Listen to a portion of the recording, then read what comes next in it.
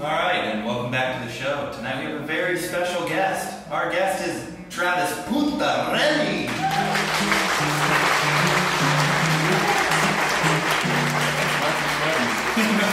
How you doing, man? I'm doing good. How are you? I'm doing great. I'm happy to have you. Oh, cool. It's good to at least be with you if I can't see you. Yeah, a little bathroom chatter. Yeah, bathroom chatting.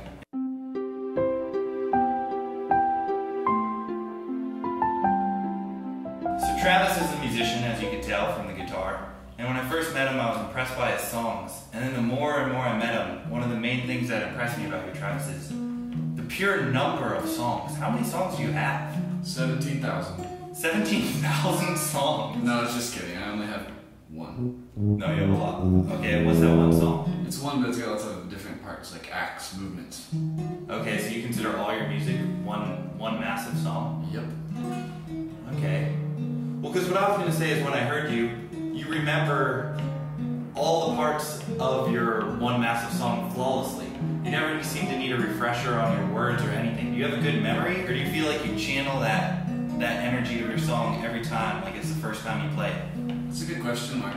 It feels like songs are like little winds, and if I open my head, if I open like the window of that song, then that wind will come blowing through, and while it's blowing through my head, I can repeat it over and over again. It's not really like I'm remembering, it's just like I'm singing, and then that wind kind of rides my tongue and then makes noise.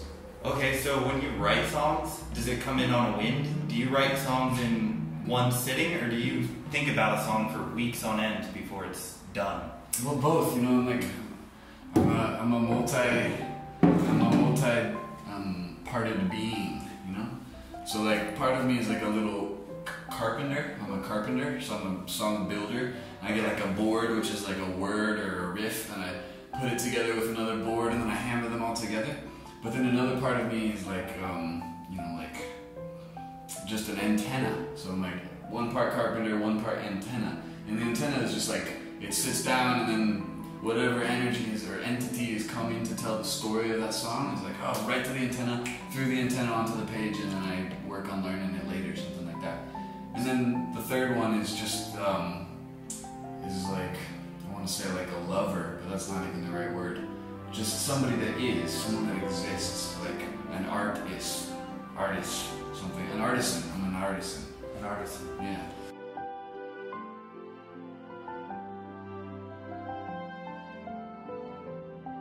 The carpenter is like, sometimes it'll start with the melody, sometimes it'll start with the lyrics, sometimes it'll start with what was the other part? Anyway, it's like an instrument, a track, a chord. Sure. So it could grow from anything. It's just like, oh, the carpenter gets an idea, wants to build something. And that kind of song could be like if I need to build an archway for somebody, I need to build somebody a bridge, or I need to build somebody a house, then the carpenter comes to work and he's like, all right, so you need a song about bears making love in the, like on the roof or something like that, or in the garden. Like, yeah, okay, the carpenter gets to work. Like that. So sometimes the carpenter gets to work when you need a certain song. But then what about the second one where it's the antenna? So that you have no idea what happens and you just channel it through the antenna, and all of a sudden you have a song about bears going over a bridge? Definitely, and that's exactly it, Mark. And a lot of the time it'll be like, I'll write the words and the first part won't make any sense at all. And it'll be like really strange, and I don't know who's talking, I don't know where this is coming from. It's definitely not from my experience. Maybe it's like a war story or something really violent and dark, or something really light and like so light I don't know what it is. But anyway, after I write for a while on this kind of antenna song, then after I'm done with it, the meaning comes clear, or maybe months later the meaning will come clear. So these songs can be either for me, like a path of learning. Sometimes the antenna songs come down like a lesson for me, or it could be that the antenna songs come for somebody else. And as I'm traveling through the world, maybe I'll play that song for a person and they'll go, oh yeah, that's my story you're singing. So that's cool. That's really cool. And what about the third, the lover? Can you explain that process? Yeah, that one's just like, sometimes these two, the carpenter merges perfectly with the antenna.